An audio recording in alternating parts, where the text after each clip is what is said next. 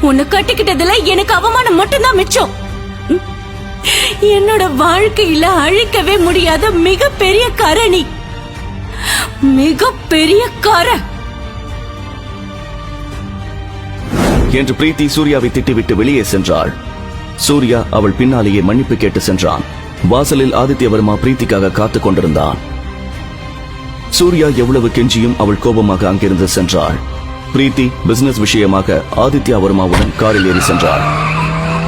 பொழுது சாய்ந்தது. சூர்யா தன் பைக்கை எடுத்துக்கொண்டு ஒயின் ஷாப் சென்றான்.